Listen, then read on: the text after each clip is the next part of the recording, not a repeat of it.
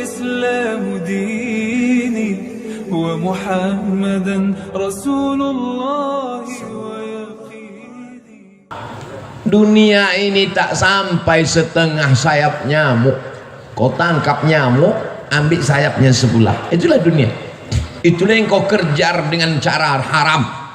Bantai saja, hantam kromo, sikut kiri, sikut kanan. Padahal yang dicari itu cuma setengah sayap nyamuk. Dunia kau kejar, akhirat melayang. Akhirat yang kau cari, dunia datang bersimpuh di bawah tapak kaki. Kalau tak percaya, tanya sama Haji Dasril Sultan Baginda. Cemana dunia ini bisa datang ke tapak kakinya? Kejujuran, jangan makan duit orang walaupun 5 perak. 5 perak tak ada lagi Pak Ustadz. Terserahlah, payah kali ceramah sekarang. Apa yang dicari dengan bisnis-bisnis ini? Buka rumah makan 1 berhasil, buka begadang 2 berhasil, buka begadang 3 berhasil, buka nggak bisa tidur malam berhasil. Begadang itu kan tak bisa tidur malam.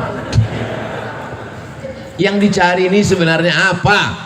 Dunia ini kalau dikejar macam menelan air garam, makin ditelan makin haus, makin ditelan makin terbakar. Laukana libni Adam wadiyan min zahab, seandainya manusia itu punya satu lembah dari emas, ada gunung, ada bukit, ada emas, apakah dia akan berkata cukup 1?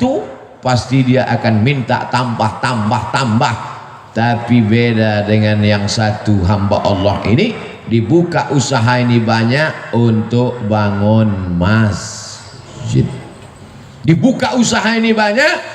Ustadz Abdul Somad, ini ada tanah 2,5 hektar, sudah dibangun kelasnya lebih 30, sudah dibangun kantornya, musola masjidnya 60-70% siap. Ambillah Ustadz Somad. Ustadz Somad takut nanti kalau Ustadz Somad ambil ini berarti mesti tinggal di sini, harus buka cabang di sini. Haji, saya kemari dalam setahun cuma 3 kali saja, karena saya ada tim 14 dari Sabang sampai Papua, Brunei Darussalam, Sarawak, Malaysia, dan dunia ini semuanya. Sebenarnya saya mau ngasih tahu ini bukan Ustadz kaleng-kaleng, itu aja.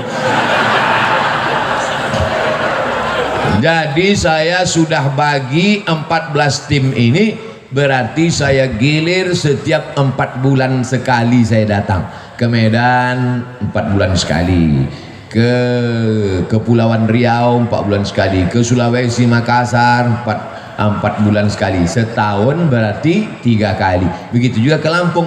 Nanti kalau ku terima ini haji yang 2 hektar ini, ku bilang aku ambil, tiba-tiba aku tidak datang, kalian sumpah mati tegak aku nanti. Buat saja namaku di situ penasehat. Supaya apa? Supaya jangan dibilang orang siapa itu? Itu Ustadz Somad yang penipu itu.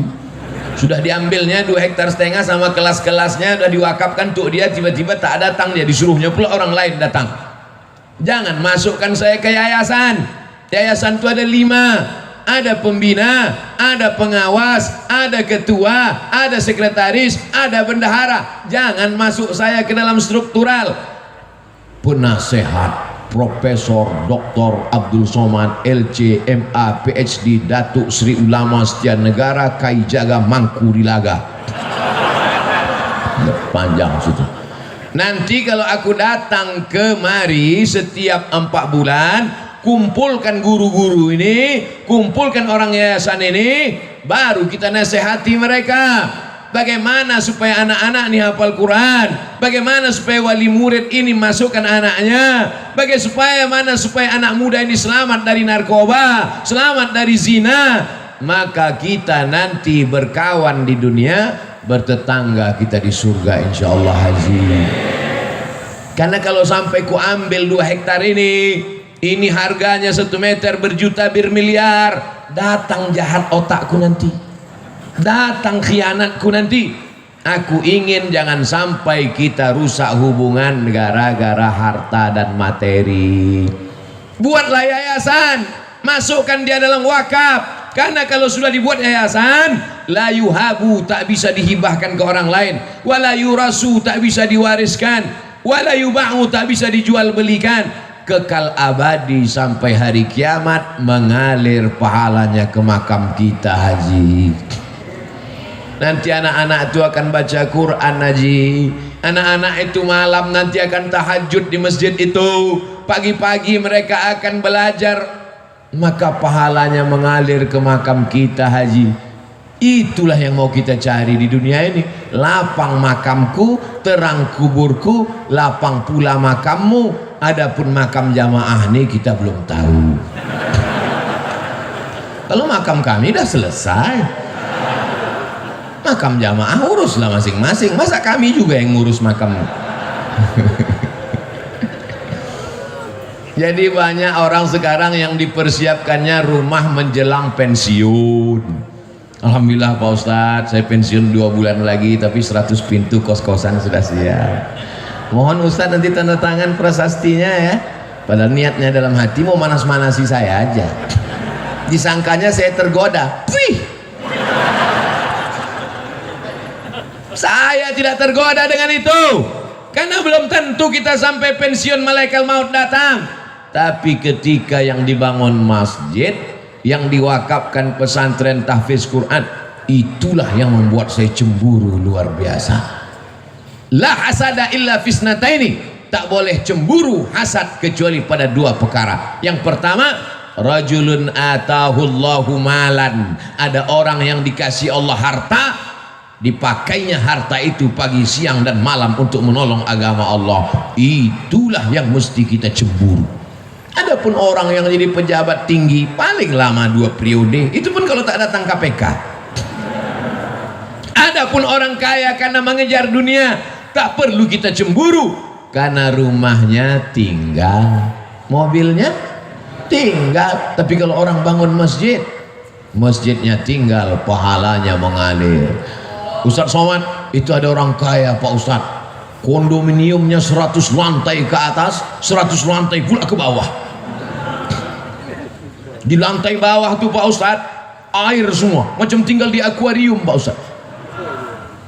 Saya tidak terpukau, saya tak cemburu sedikit pun, karena yang 200 lantai itu kalau dia mati tinggal.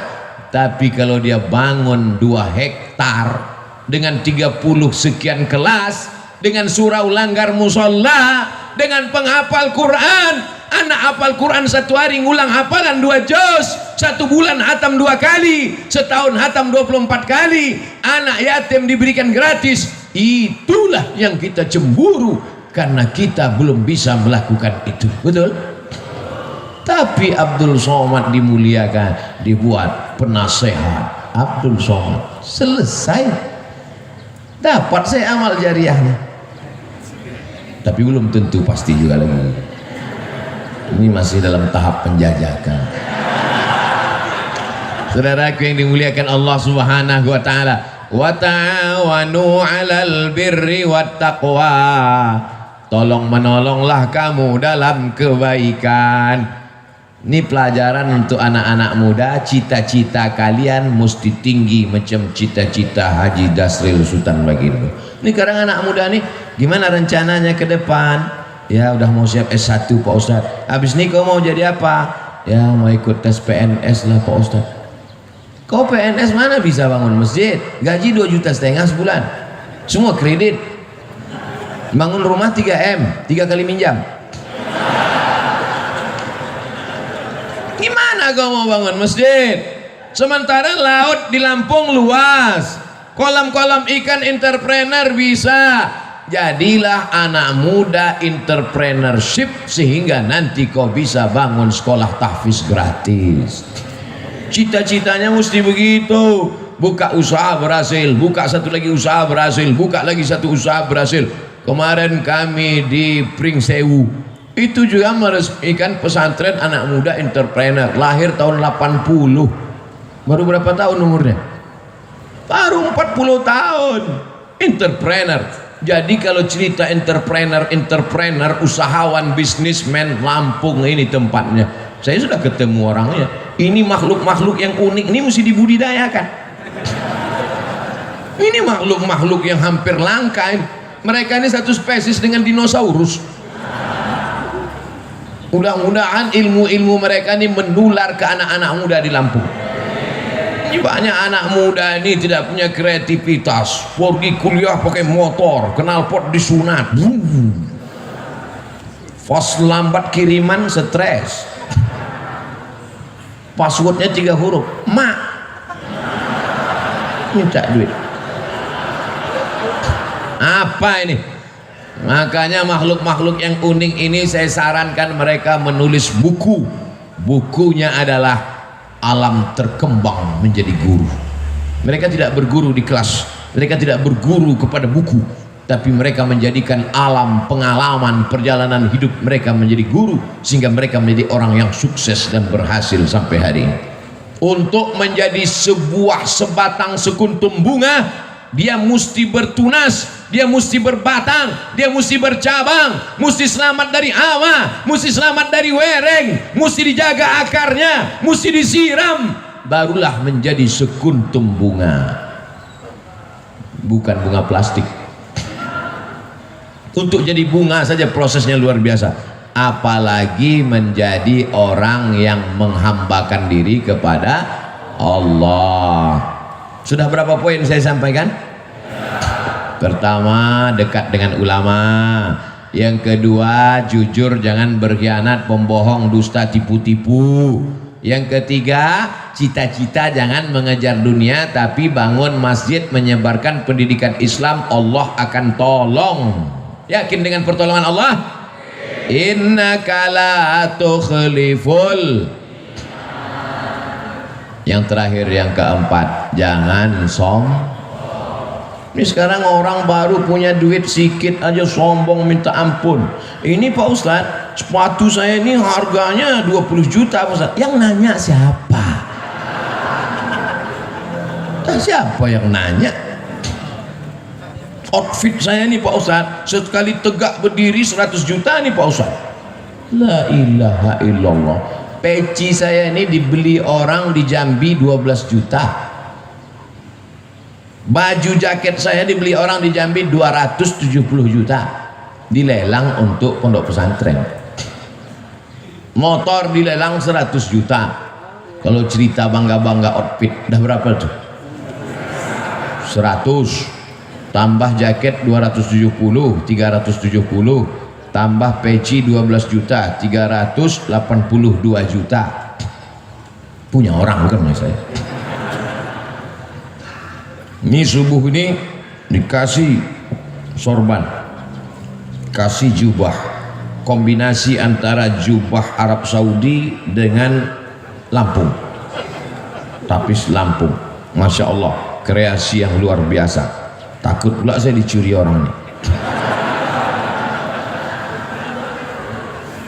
Saya pakai terus, tapi saya pakai pas di masjid aja, pas di airport enggak.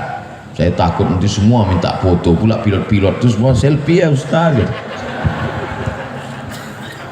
Jangan angkuh, jangan sombong. Kesan saya sama orang-orang hebat ini, saya perhatikan mereka tak sombong. Ketika dia sombong, itu tanda dia akan jatuh ke bawah. Saya pun kalau lama-lama duduk di atas kursi ini jadi sombong nanti. Itu makanya saya tak mau lama di sini, 60 menit turun. Dimulai jam 5.15, jam 6.15 kau mesti turun, sadar diri Abdul Somad. Karena kalau kau sudah terlalu lama di sini, pakai baju kebesaran, ini baju kebesaran nih, XL ini.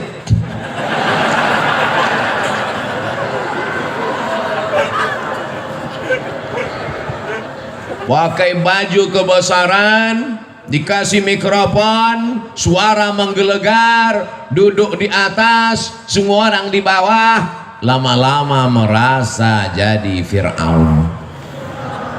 Oleh sebab itu, setiap 60 menit kau turun ke bawah, balik ke asal, bahwa kau bukan apa-apa dan bukan siapa-siapa. Tu'izzu man tasha, Allah menaikkan siapa yang dia kehendaki. Wa tudhillu man tasha, Allah menurunkan siapa yang dia kehendaki. Ada yang rendah hati turun ke bawah dinaikkan Allah, ada yang naik ke atas hampir ke awan akan diturunkan Allah. Percaya tak percaya, mereka yang di atas ini pasti akan turun untuk sarapan pagi. Betul.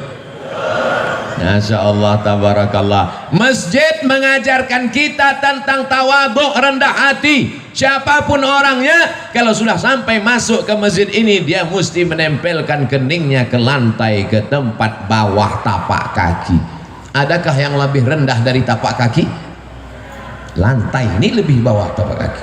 Mana ada orang melangkah di atas tapak kaki? Lantai ini ditempelkan kening ke lantai. Mentang-mentang Haji Dasril yang bangun masjid, tiba-tiba pas sujud, Haji Dasril enggak sujud ke lantai. Kalian aja, aku yang punya masjid sujudnya ke tiang. Nggak bisa. Semuanya menempelkan kening ke lantai, dan ketika kening menempel ke lantai, saat itu kau rendahkan dirimu dan kau katakan subhana rabbiyal.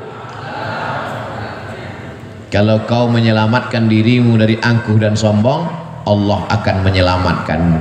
Ada orang yang lapar, selamat. Ada orang yang haus, selamat. Ada suami-suami yang datang urusan dari Jakarta mau bisnis ke Lampung, selamat atau tidak? Selamat. Tinggal di mana sekarang? Di hotel. Hotel apa? Hotel Syariah Nusantara. Tenang istrinya kan? Karena dia tahu hotel syariah tertulis di belakang pintu, yang tidak bawa surat nikah tidak dibenarkan masuk. Gimana sekarang? Hotel syariah. Habis itu dia pergi ke konvensional.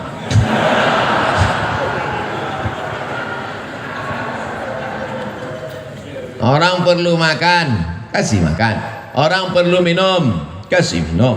Orang mau ketenangan hati karena suaminya takut dilarikan pelakor, kasih hotel syariah. Selamat dunia, selamat akhirat. Rendahkan diri di hadapan Allah, disitulah akan turun rahmat-rahmat Allah subhanahu wa ta'ala. Fid dunya hasanah, otomatis itu Pak, otomatis tuh Bu, kalau sudah fid dunya hasanah, insya Allah fil akhirati hasanah. Fid dunya morat marit, fil akhirah neraka jahannam. Kesian. Dunia tak dapat, akhirat melayang. Paling tidak kita ini mau dapat akhirat mendapat jadilah. Tapi kalau bisa dunia ini pun dapat juga. Insya Allah yang hadir di majelis ini dunianya dapat, akhiratnya dapat. Berkah itu paling banyak diturunkan Allah waktu pagi. Siapa yang paling awal bangun paginya, dia yang paling banyak dapat berkahnya. Jangan sampai rezeki dipatuk. Iya. Orang sekarang rezekinya dipatuk ayam, dilarikan kucing, diterkam harimau, digigit kopit. Habis bangun jam 11 siang. Malam apa kerja? Nonton bola. Kejar sana, kejar sini, kejar sana, kejar sini. Udah dapat, kasih orang lain. Gol. Bola tuh bagus untuk kesehatan, tapi habis waktu. Karena itu zaman dulu orang main bola berkeringat, sekarang main bola tak berkeringat. Game online, berjudi pula itu, duit habis. Tiba-tiba datang tagihan ke rekening bapaknya, bapak sudah kena denda 40 juta. Mana ada saya main judi? Anak bapak main handphone bapak.